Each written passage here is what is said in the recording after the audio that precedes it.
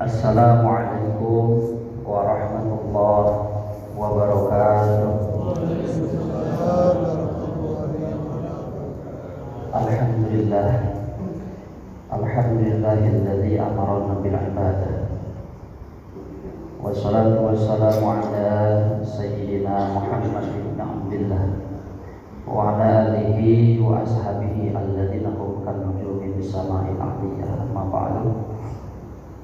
Ayyuhal hadirun rahimakumullah. Ittaqullah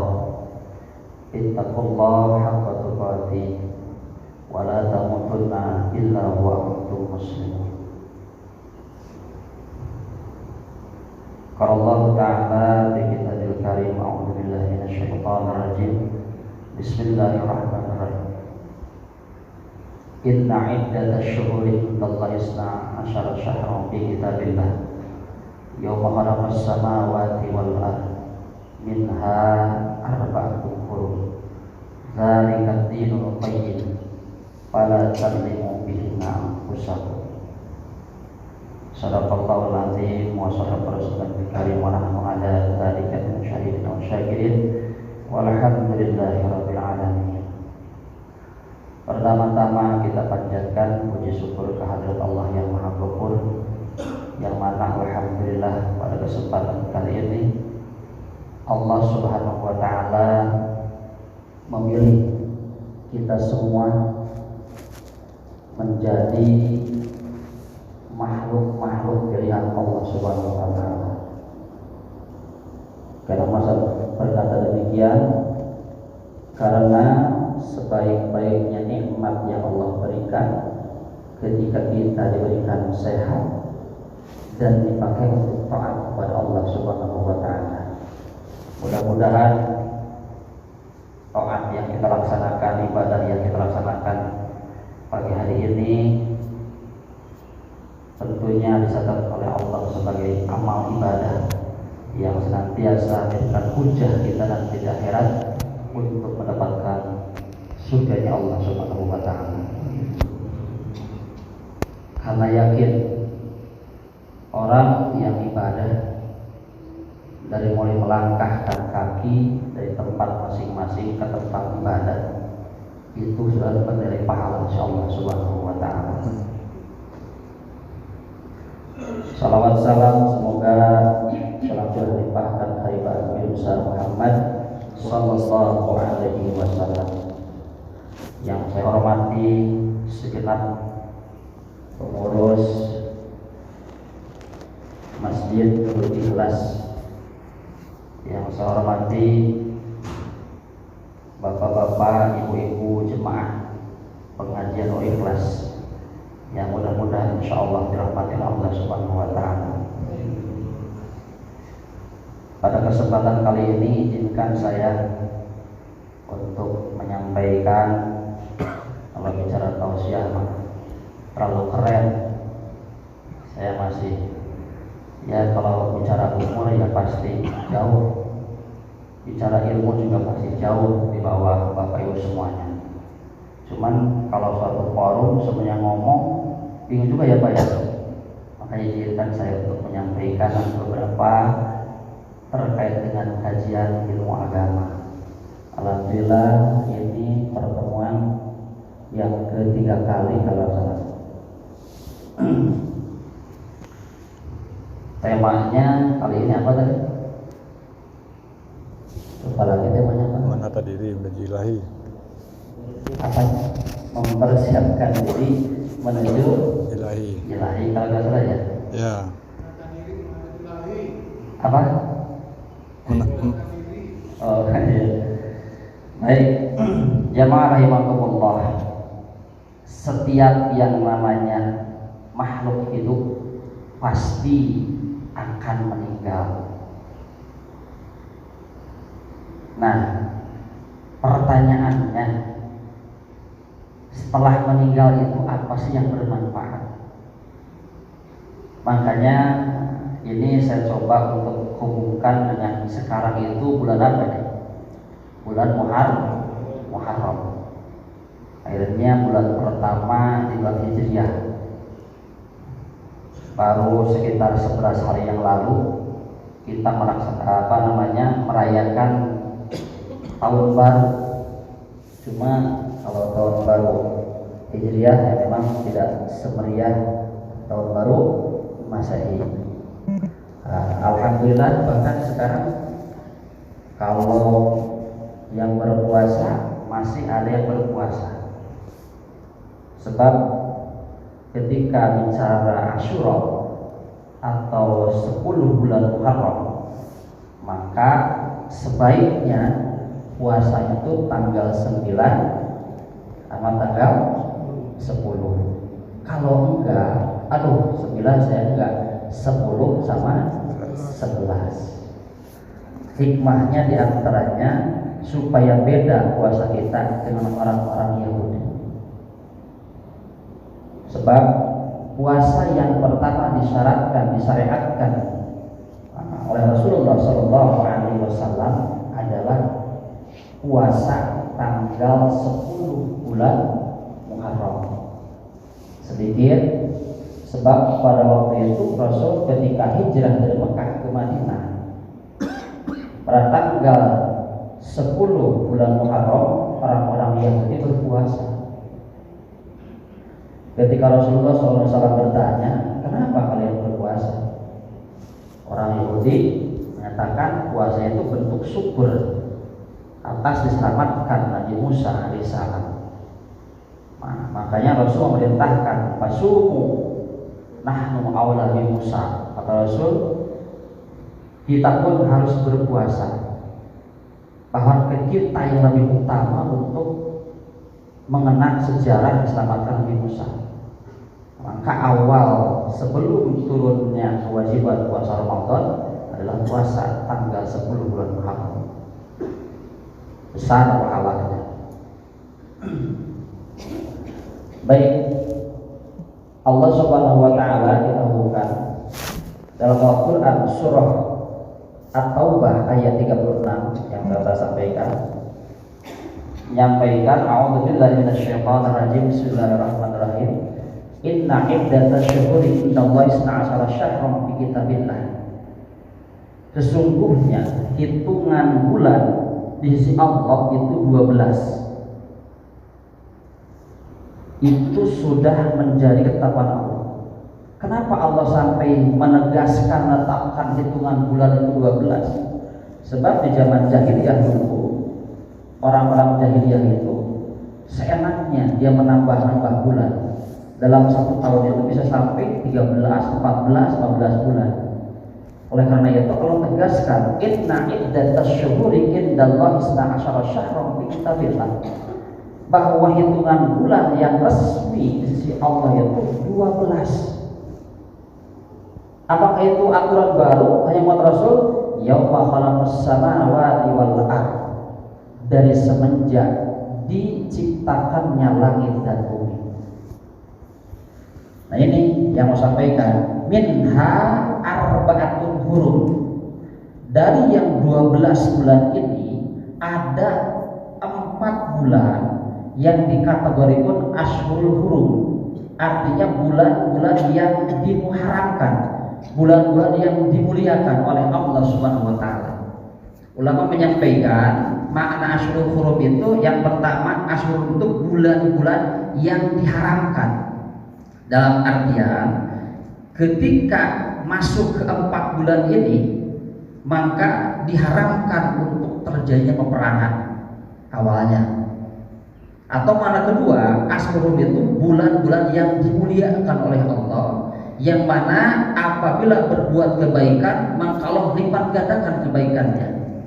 Sekaligus apabila berbuat keburukan maka dilipat gandakan keburukannya. Mana kata Rasul as-salasah mutawaliyat, 3 berhimpitan, 1 menjauh. Yang 3 berhimpitan, Dzul Qa'dah, Dzul Hijjah, Muharram. Dzul Qa'dah, Dzul Hijjah, Muharram. Itu 3 berurutan. Yang 1 lagi adalah bulan Rajab. Jadi bulan Muharram ini termasuk Ashhurul Hurum yang harus sampai dalam Al-Quran bulan yang sangat diistimewakan, bulan yang dilipat gandakan kebaikan apabila dikerjakan dalam Muharram ini. Nah, kenapa saya ambil tadi persiapan untuk bulan ilahi? Nah, sebab ada ketegasan. Allah menegaskan dalam ayat selanjutnya, fala tadlimu fihinna anfusakum. Allah menegaskan fala tadlimu fihinna anfusakum. Jangan sampai kalian mendolim diri kalian, khusus di 4 bulan yang ini. Apa dolim kalian itu apa? Dolim terhadap diri adalah ketika kita berbuat dosa. Jadi ketika kita berbuat dosa, hakikatnya adalah mendolim diri sendiri. Mau itu bentuk dosanya langsung dilaksanakan oleh diri pribadi atau bentuknya mendolim orang lain, hakikatnya mendolim diri sendiri. Kenapa? Sebab orang yang berbuat dosa, hakikatnya dia menjerumuskan dirinya ke dalam siksaan Allah Subhanahu wa ta'ala. Nah, apa ya hubungannya dengan persiapan kita untuk menghadap Allah? Kan kita ibadah. Nah, ibadah hubungannya dengan taubat sangat erat kaitannya. Kenapa demikian? Sebab yang namanya ibadah tidak akan merasa enak, mendekatkan diri kepada Allah tidak akan dekat kalau diri masih berbuat dosa atau kalau diri masih ada dosa.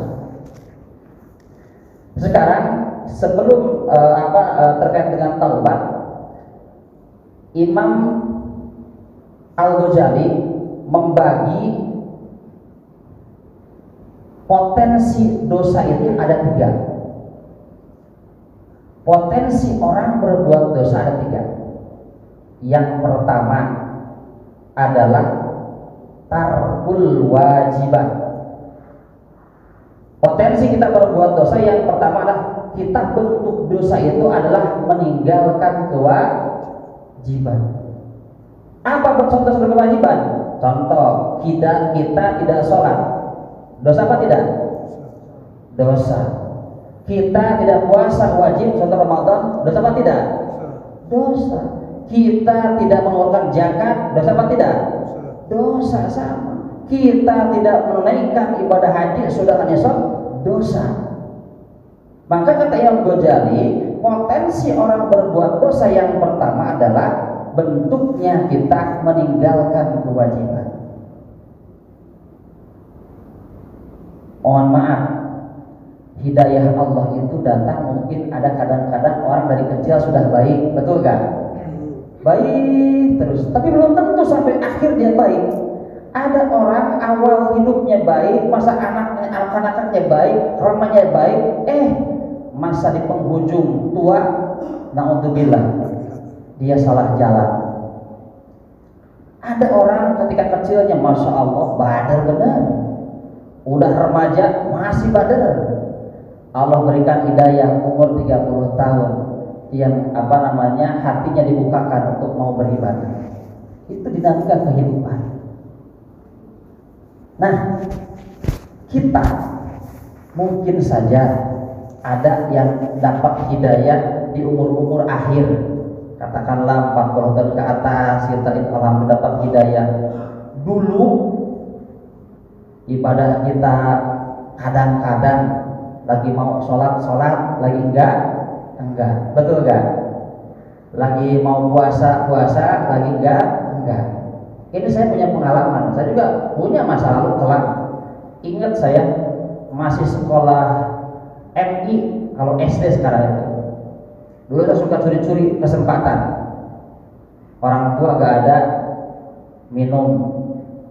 Bahkan orang tua dulu juga pernah kalau lagi keceplosan dia cerita. Kalau anak zaman dulu kan kerjaannya juga membalak kambing. Nah, membalak kambing kan pas tuhur itu gerah. Ceritanya apa? Renang. Dia nyebur ke kolam, berendam. Tahu-taunya sambil minum. Betul gak? Mungkin ada kenakalan-kenakalan demikian. Bahkan hati-hati, kalau kenakalan dilakukan sudah masuk akil balik, berarti kita sudah wajib melaksanakan kewajiban, terus kita tinggalkan, sampai sekarang belum pernah mengqadha, maka kewajiban tersebut tetap menjadikan hutang tagihan nanti di hadapan Allah. Nah ini, nah makanya cara tobatnya langsung sampaikan. Gimana cara tobatnya ketika kita pernah dulu meninggalkan kewajiban? Mungkin pernah lali kita tidak puasa, pernah kita meninggalkan sholat, mungkin pernah dulu kita dosa bentuknya meninggalkan bentuk kewajiban kepada Allah. Cara tobatnya adalah pakdi ma'amkana.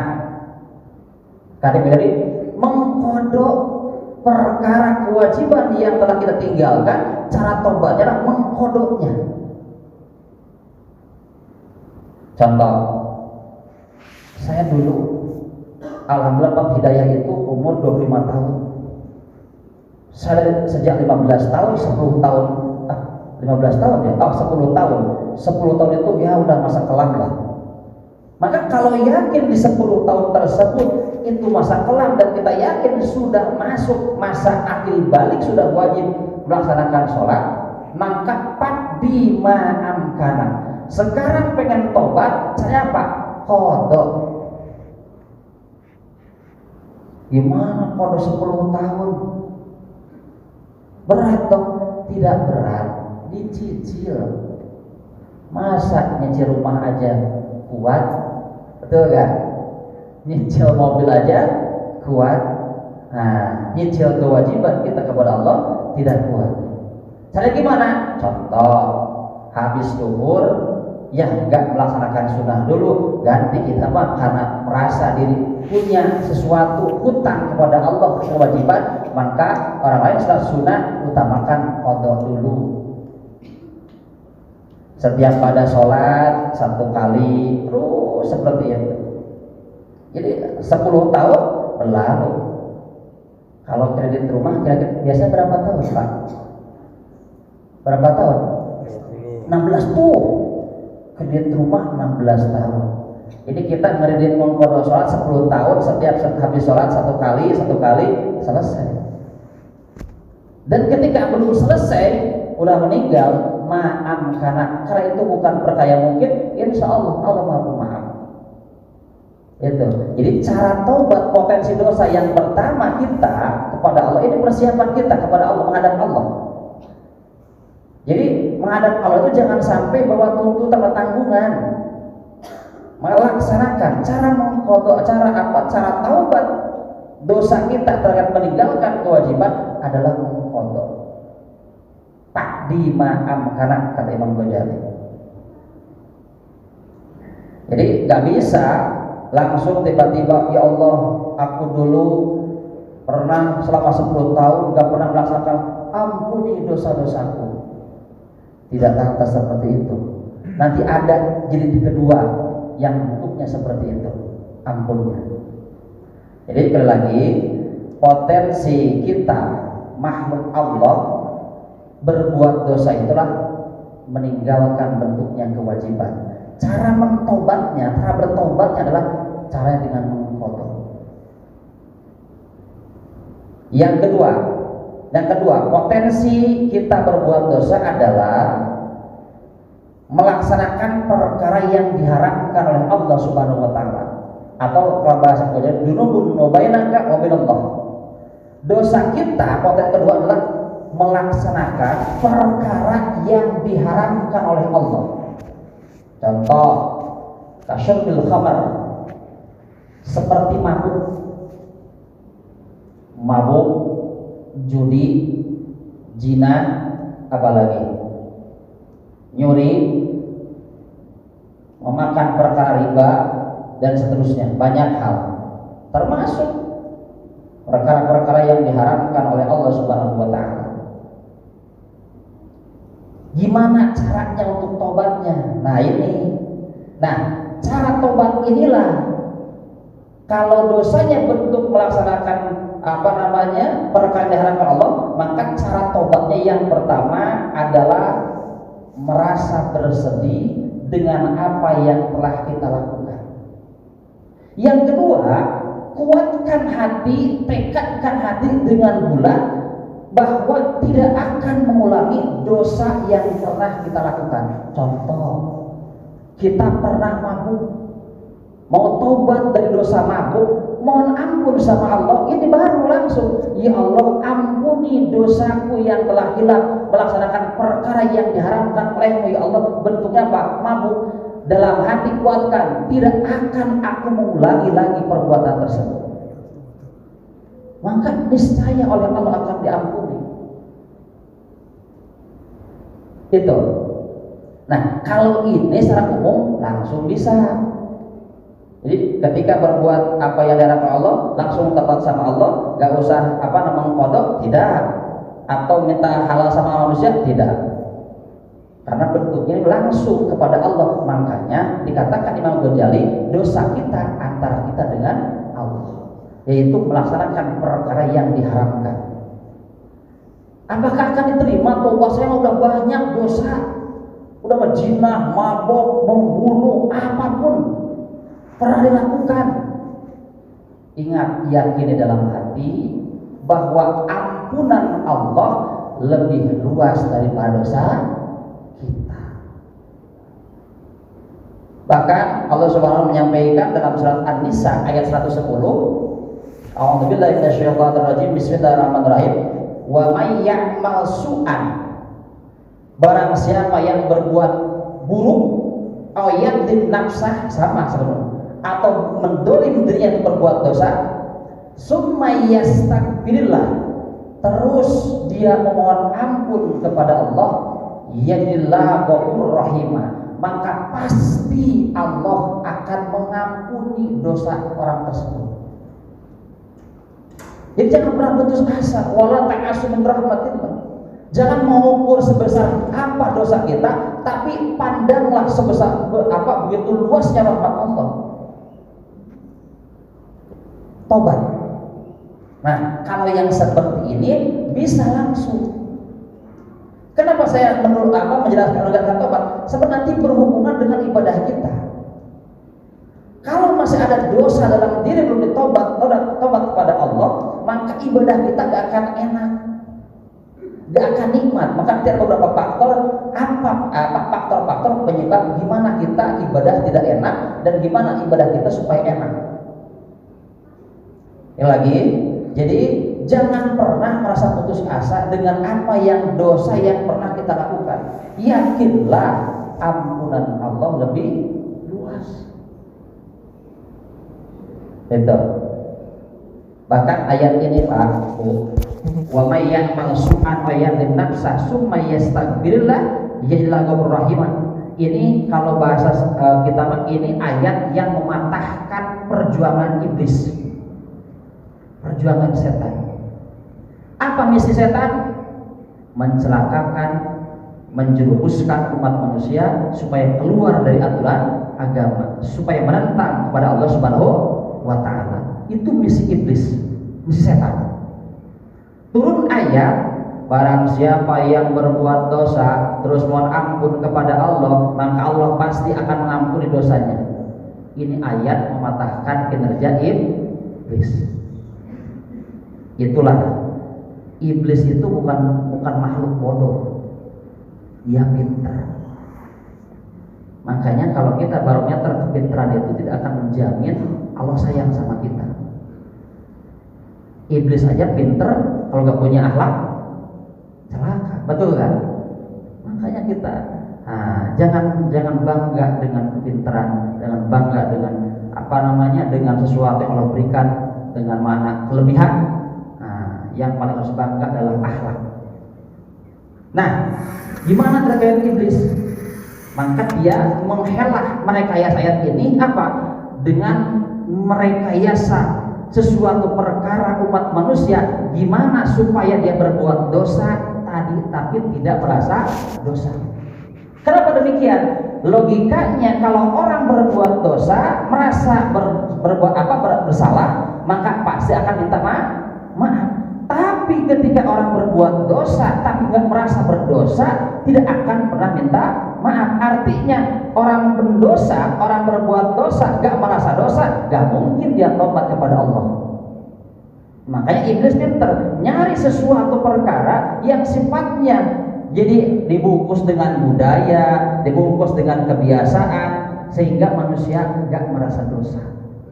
Contoh, mohon maaf, contoh ambil di lingkungan pesantren, anak ibu bapak masuk lingkungan pesantren, kira-kira berani nggak anak ibu pakai kolor di pesantren?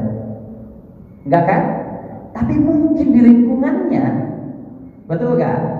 Berani gak pakai kolor? Berani. Saya tanya, itu aurat gak? Aurat. Tapi karena keadaan membiasakan, udah biasa, betul gak? Udah biasa, gak pakai kerudung, udah biasa, karena diselimuti oleh biasa, sehingga melaksanakan dosa tidak terasa. Oh ini dosa, padahal ketika tidak merasa dosa, gak akan mohon ampun. Ini bagian dari rekayasa setan. Zainuhum bil bid'ah hatta yardan fadlan an kufur. Kata setan, hias dengan perbid'ahan, hal-hal yang tidak ada tuntutan dari agama, sehingga biasa melaksanakan, akhirnya enggak merasa berbuat dosa. Banyak hal yang kita lakukan.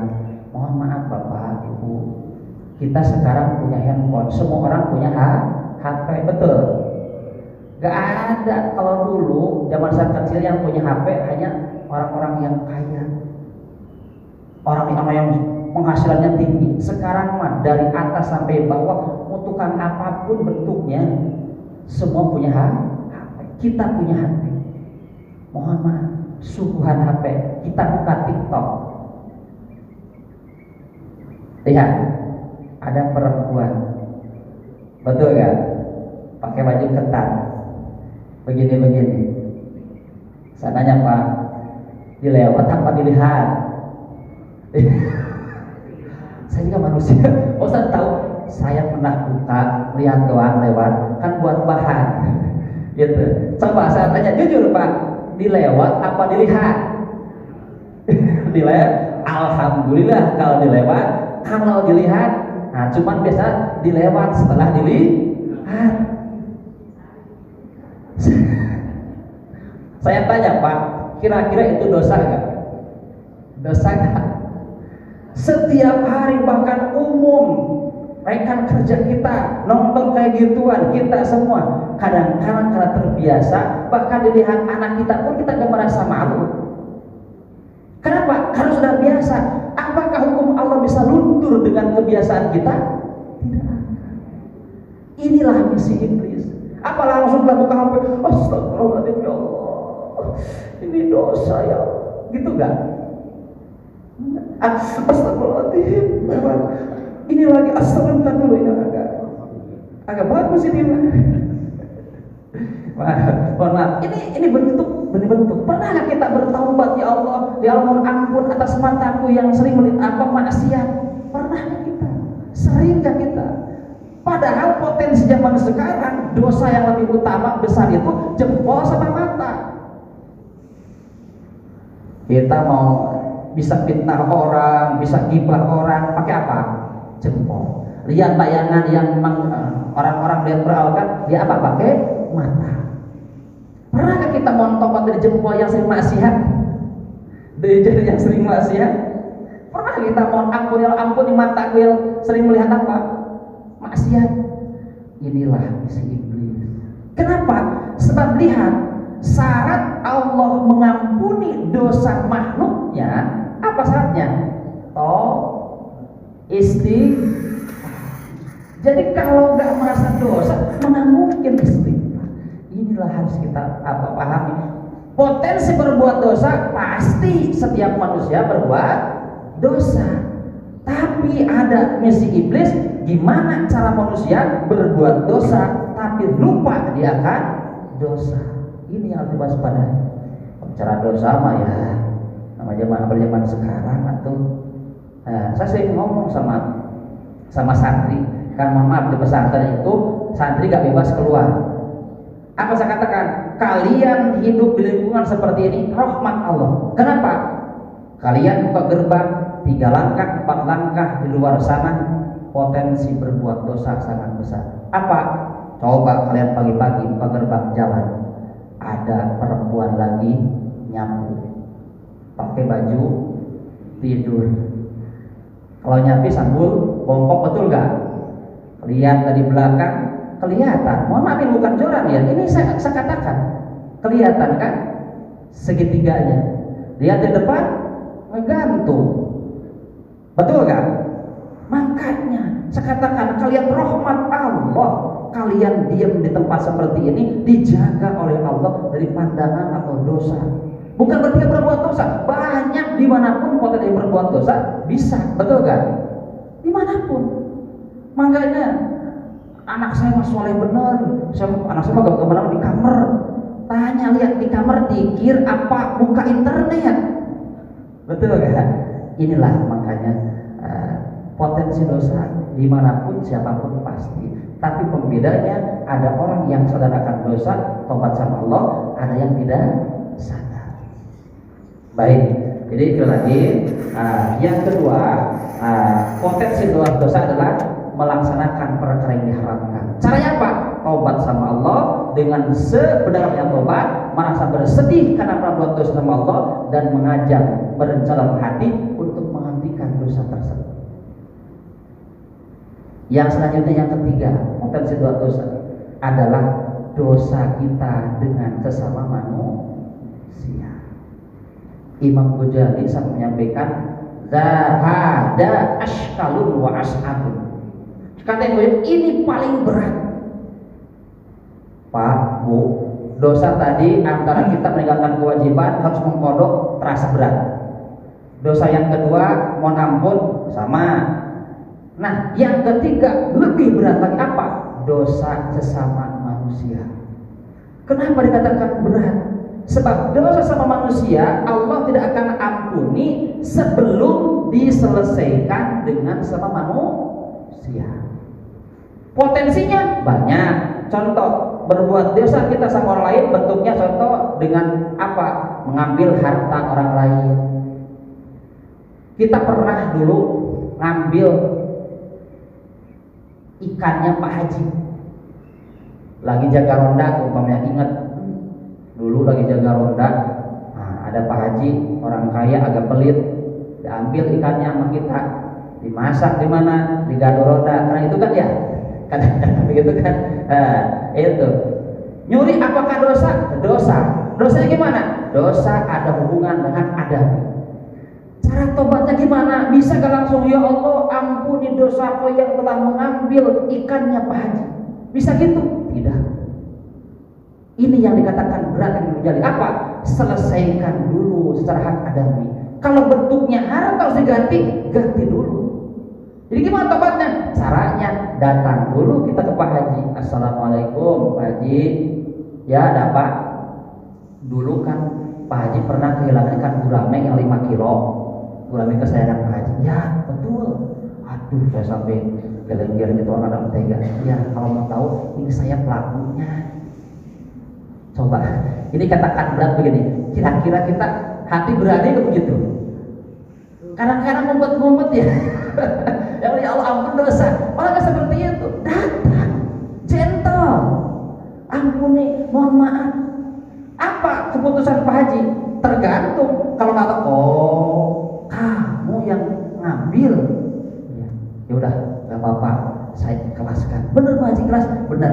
Berarti jalan pertama sudah nih, sama-sama manusia.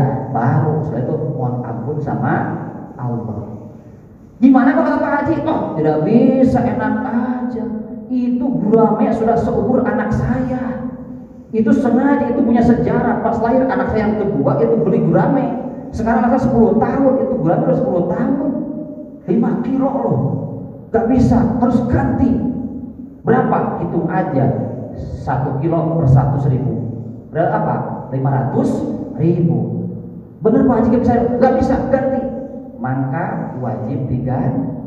Tapi mohon maaf, gantinya harus samanin misli. Harus bentuknya harga yang memang lumrah wajar.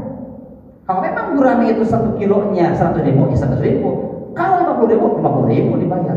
Jangan sampai gurame harganya 50.000 1 kilo, sedangkan itu 5 kilo berarti cuma 50.000. Pak Haji minta ganti 1 juta. Gak boleh. Harus sesuai dengan apa yang diambil. Itulah yang akan berat.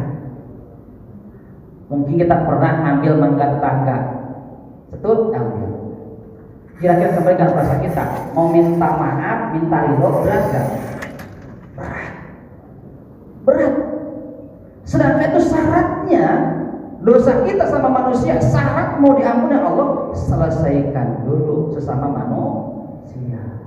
Sehingga Rasulullah SAW ketika berguru sahabat bertanya sama sahabat, tahu gak umatku yang akan bangkrut nanti di akhirat? Kata sahabat, umat bangkrut mah yang umat yang gak punya harta, umat itu bangkrut. Bukan. Apa kata Rasul? Umatku yang dari dunia dia bawa amal soleh seabrek-abrek, sehingga itu amal soleh udah cukuplah buat membuka rahmat Allah, tapi dia tidak menyelesaikan hak adami, sehingga ketika dia dihisab mau masuk surganya Allah, banyak orang yang menghalangi. Sebentar, saya biar tuntutan orang tersebut terus sampai habis dibagikan amalnya, yang harusnya masuk surga hanya masuk neraka. Kenapa? Dia mengabaikan hak adami. Maka yuk sama-sama kita introspeksi diri. Maka itu di bulan baru ini, bulan mengintrospeksi diri kita, perbaiki ke depannya. Sampai ini termasuk persiapan menuju Allah. Menghadap Allah itu pengen bersih dari dosa. Dosa tadi bentuknya meninggalkan kewajiban, dosa kita melaksanakan perintah haram Allah, dosa adami. Maka kalau maka saya sering bilang di momen halal bihalal, Idul Fitri itu momen sangat baik.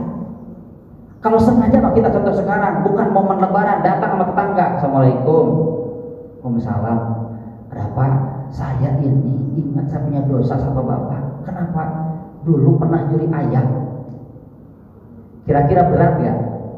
Berat. Tapi kalau Idul Fitri momennya datang, orang gak akan nanya, ngapain lu kesini? Gak akan.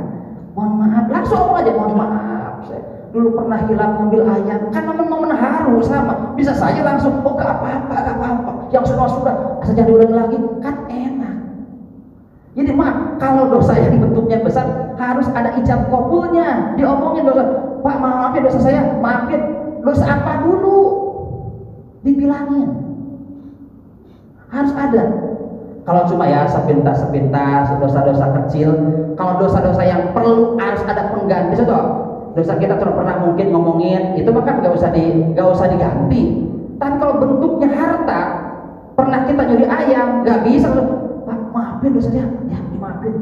Dosa apa dulu, bilangin, ngambil ayam, sehingga nanti bilang yang orang tersebut mau diganti atau diikhlaskan. Itu terpentingnya. Jadi harus dibilangin, diomongkan. Dosa saya ngambil ikan, dosa saya ngambil mangga, dosa saya ngambil apa gitu, disampaikan. Itu. Tapi mohon maaf, kalau kita pengungkapan dosa kita dikira akan menambah fitnah, jangan. Dosa apa? Contoh, kita pernah selingkuh sama istri tetangga. Bayangin Pak, mohon maaf, kita punya istri, ada tetangga datang sama kita, Pak mohon maaf, apa dosanya? Saya pernah selingkuh sama istri Bapak. Kira-kira gimana? Ya iyalah, kita laki-laki marah, ntar dulu, betul gak? Nah, kalau sekiranya ungkapan kita bisa bukannya menambah baik tapi fitnah, maka itu cukup taubat sebenar-benarnya kepada Allah Subhanahu wa Ta'ala. Jadi tidak semua harus diungkapkan.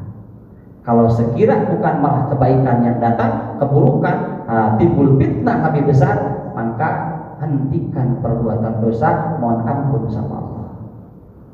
Itulah. Makanya ini bentuk persiapan kita menuju Allah Subhanahu wa Ta'ala. Kenapa demikian? Masuk ke kedua, setelah kita tobat dari berbagai jenis dosa tersebut, apa? Kalau bentuk meninggalkan kewajiban, kita mengkodoknya itu tobat. Kalau kita melaksanakan perintah haram kepada Allah, contoh langsung tidak ada membacakan sesama makhluk, langsung tobat kita sama manusia, selesaikan dulu sama manusia, baru kepada Allah. Insya Allah selanjutnya akan ringan diri kita di bawah ibadah. Sebab dua faktor yang akan memberikan berat beban kita ibadah. Ibadah itu berat banget. Duduk di masjid kenapa gak enak? Beda dengan di rumah. Duduk di masjid kenapa gak enak? Beda dengan di Garurona. Duduk di masjid gak enak. Beda dengan tempat wisata. Apa yang bikin berat kita ibadah? Yang pertama makan makanan. Tanya diri kita, yang kita makan halal apa? Kenapa demikian? Caranya, ibadah perlu tenaga gak? Ibadah perlu tenaga? Perlu. Saya tanya, tenaga dihasilkan dari mana? Makan. Makanya Imam Ghazali menyampaikan an-naf'am badrul amal. Makanan itu bibitnya buat amal kita. Kalau tanaman tergantung kualitas di bibit. Bibit bagus tanaman bagus, makanannya bagus dalam artian halalan thayyibah, maka tenaga energi yang dihasilkan dorongannya akan baik, betah untuk ibadah. Maka coba kita sama-sama introspeksi. Barangkali ada perkara yang haram yang nyampur dalam makanan kita. Barangkali harta kita boleh dikeluarkan zakatnya. Barangkali dalam harta kita ada hak orang lain, hak fakir miskin, hak anak yatim. Atau barangkali apa yang kita dapat itu tidak sesuai dengan aturan agama. Maka diintrospeksi. Kenapa ibadah kok berat? Yang pertama ada kaitan dengan makanan. Maka Rasul menyampaikan, kullu lahmin nabata min haram fanaru alabi. Setiap daging yang tumbuh, tubuh yang tumbuh dari perkara haram, maka kata Rasul, fanaru alabi, api neraka berhak untuk dibakar. Nauzubillah min. Yang kedua, ini sepersingkat berapa ini? Oh, udah jam 6 ya. Sedikit lagi. Yang kedua, faktor pemberat ibadah adalah dosa. Dosa kenapa? Ibadah itu hal yang suci. Dosa itu hal yang kotor. Sesuatu perkara yang bertentangan gak akan bisa bersatu dalam diri. Makanya berat. Makanya saya sampaikan tadi, persiapan kita menuju Allah bentuknya ibadah diawali dengan apa? Terus kita mohon ampun sama Allah. Maka saya sampaikan potensi taubat, potensi dosa dengan taubatnya, sampaikan 3 hal yang tadi. Sehingga ketika diri ini sudah ringan dari dosa, dosa yang kita ingat, yang kita rasakan, semua mohon ampun sama Allah akan ringan di bawah untuk beribadah. Duduk di masjid akan enak, zikir akan enak. Gitu. Makanan yang kita makan coba diintrospeksi, dilihat dari mana sumbernya, apakah halal atau haram. Maka ketika 2 faktor ini sudah kita siapkan menuju Allah, insya Allah ringan akan menghadap ilahi. Makanya mohon maaf saya sampaikan, Rasul menyampaikan secara singkat, ini bentuk kesimpulan ya dari saya sampaikan. Rasul sudah menyampaikan, kata Rasul, datang kepadaku malaikat Jibril, faqala ya Muhammad isma syi'ta fa innaka mayitun. Kata malaikat Jibril Rasul, Muhammad, hiduplah kamu sesukamu, tapi ingat akan meninggal. Jadi kan dibatasi, silakan. Gak mesti harus di masjid terus. Ketika sudah ibadah silakan pangtasilu bil ardi wabtaqi min fadlillah. Silakan atau menyebar, yang dagang dengan dagangnya, yang ke kantor, yang apapun itu silakan. Tapi isma sita, ingat, fa innaka mayitun, akan meninggal. Dan yang dibawa meninggal apa? Amal. Jadi yang mau yang tukang dagang silakan dengan dagang, tapi jangan sampai ditunda agamanya. Bawa agama dengan dagang. Jika dengar panggilan apa untuk ibadah, laksanakan ibadah.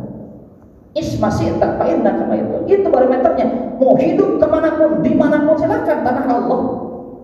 Mau seperti apapun mata silakan, yang penting halal. Tapi ingat, fa innaka mayitun, kita semuanya akan kembali kepada Allah. Yang kedua, wahbib masyi'ta fa innaka mubarikatun. Ini kesimpulan dari yang saya sampaikan. Wahbib masyi'ta fa innaka mubarikatun. Kata Rasul, cintailah apa saja silahkan. Tapi ingat, yang kita cintai suatu saat akan berbis. Kita cinta sama kendaraan, cinta, bahkan bukan hanya satu, punya 10, silahkan kendaraan. Tapi ingat, semua itu akan kita tinggal. Rumah mau satu yang megah, mau banyak, ya terserah, silahkan kalau mampu. Tapi ingat, apa yang kita punya kita cintai akan kita tinggal. Istri yang cantik, suami yang ganteng, sayang kita sayangi, ingat anak semua. Pak Inna kamu Pak Rikot. Artinya jangan sampai hal yang kita cintai menghalang-halangi ibadah kepada Allah. Itu. Jadi kenapa? Sebab semua akan kita tinggalkan. Pak Inna kamu Pak Rikot. Wa'mal masyita, Pak Inna kamu majubi. Dan berbuat pun silahkan, apa saja yang dilakukan. Tapi ingat, setiap apa yang kita lakukan akan ada balasan dari Allah Subhanahu wa Ta'ala. Kalau kita berbuat amal baik, pasti balasannya baik. Kalau amal kita buruk, maka balasannya akan buruk. Wa'mal masyita fa innaka majiyun. Silakan kata Rasul. Yaitu. Kenapa? Wa'lam ana syarafal mu'min qiyamu bil lail wa ijab bisayr. Ingat, kemuliaan orang mukmin itu adalah terletak pada seberapa dekat dia dengan Allah, seberapa banyak dia qiyamul lail. Ketika orang lain lelap lupa akan Allah, kita mengingat Allah. Disitulah kemuliaan seorang mukmin. Makanya tadi itu, mari sama-sama kita mengintrospeksi diri kita. Pernah nggak kita menghisap, menghitung dari mulai kita memejamkan mata sampai membuka mata? Dari mulai kita bangun tidur sampai tidur lagi, pernah gak sebelum tidur kita merenung amal apa yang telah kita lakukan untuk persiapan nanti kita menghadap Allah? Pernah gak kita? Kalau enggak, minimal sehari sekali, minimal, atau sebulan sekali, seminggu sekali. Ketika kita ketemu dengan hari Minggu atau hari Sabtu, pernah gak kita merenung dari mulai Minggu sampai Sabtu, amal apa yang telah kita perbuat untuk kita menghadap Allah? Coba, maka kita kalau merenung demikian akan malu sama Allah. Kita minta seabrek-abrek, tapi perintahan Allah dikerjakan kan? Kalau Allah maha pengasih, maha penyayang, enggak kita aja yang harus merasa malu. Maka coba kita introspeksi diri, introspeksi harian, introspeksi mingguan, introspeksi bulanan, introspeksi tahunan. Jadi yang diaudit itu bukan cuma uang belanja. Ya, pernah kita mengaudit amal kita oleh kita sendiri. Hari ini kita berbuat apa? Kebaikan apa yang telah kita lakukan? Artinya buat apa namanya, kita biar senantiasa besok mau kita perbaiki lebih banyak lagi. Seperti itu.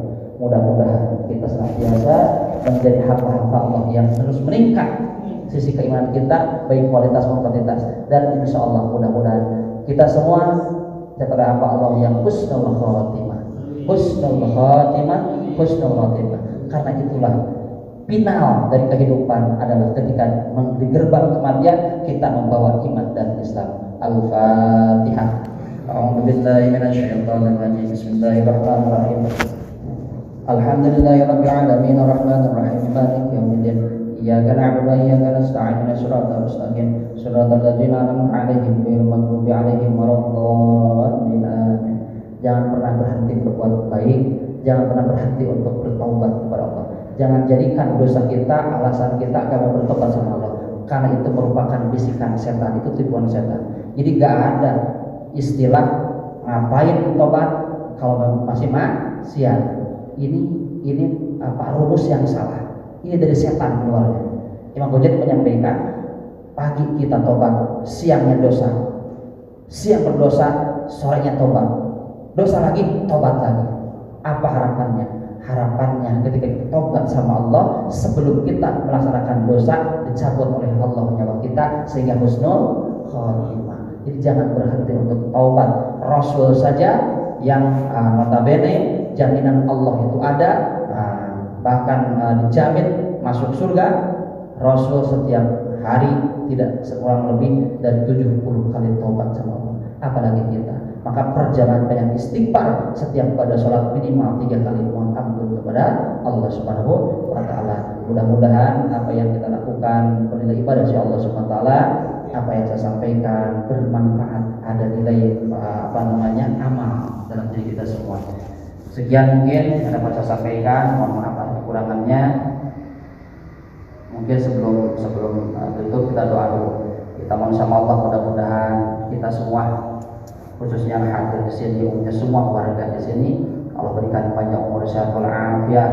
Allah jaga, Allah lindungi, Allah mudahkan segala urusannya. Mudah-mudahan tentunya keluarganya yang sakinah mawaddah warahmah. Allah berikan keturunan yang soleh dan solehah. Allah berikan kemudahan selangkah dalam usahanya. Allah sudah limpahkan rezeki yang berlimpah, rezeki yang banyak, luas, berkah, berbagai ibadah, dan tentunya mudah-mudahan Allah berikan keistiqomahan dalam hati kita untuk selalu taat dan takwa kepada Allah Subhanahu wa taala. Akhir hayat kita husnul khatimah, husnul khatimah, husnul khatimah. Rabbana hab lana min azwajina wa dhurriyyatina qurrata a'yun waj'alna lil muttaqina imama. Allahumma ighfir lana wa li walidayna wa li auladina wa li azwajina wa li masyayikhina wa li ikhwanina fid wa li ashabina wa liman ahabbana fika wa liman ahsana ilaina wa li jami'il muslimina wal muslimat. Rabbana la tuzigh qulubana ba'da hadaytana wa hab lana min ladunka rahmatan innaka antal wahhab. Rabbana atina fid dunya hasanah wa fil akhirati hasanah wa qina adzabannar. Subhana rabbika rabbil izzati amma yasifun wa salamun alal mursalin walhamdulillahi rabbil alamin. Al-Fatihah.